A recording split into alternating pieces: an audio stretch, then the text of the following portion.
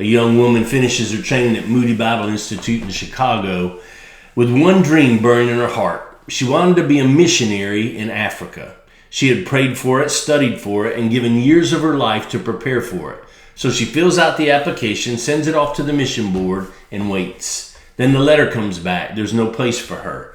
The board is not sending a black missionary to Africa.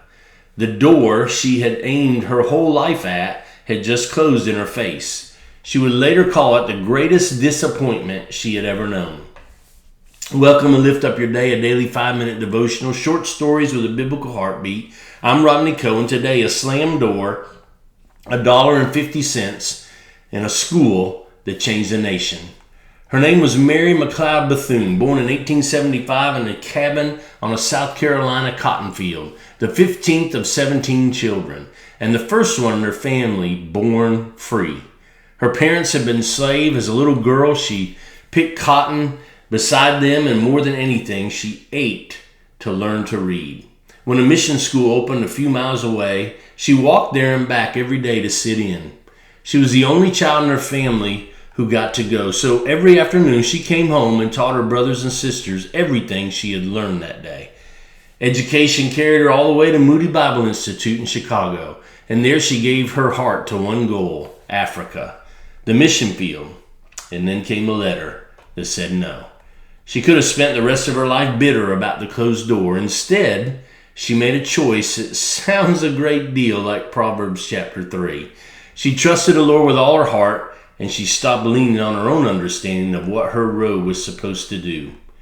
If Africa was closed, then their mission field would be right here among her own people in the American South.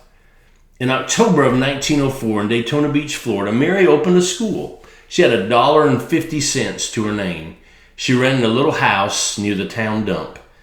There were no desks, so the students sat on crates.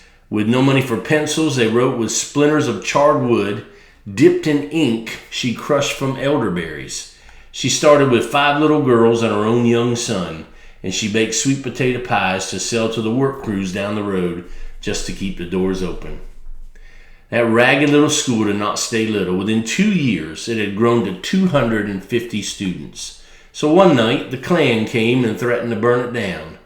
And Mary stood in the doorway and would not move while her students lifted their voices and sang songs until the rioters rode away. The school became a college that still trains young men and women today. And the woman who was once told she was not wanted ended up advising presidents in the White House and helping to write the Charter of the United Nations. Hear me today. The door God closes is not the end of your story.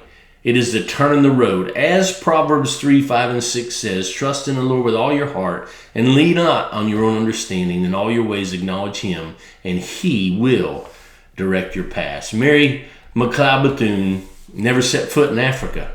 She changed America instead. The Detour was the destination all along. So when a door you were certain about slams shut, do not sit in front of it and weep. Look around.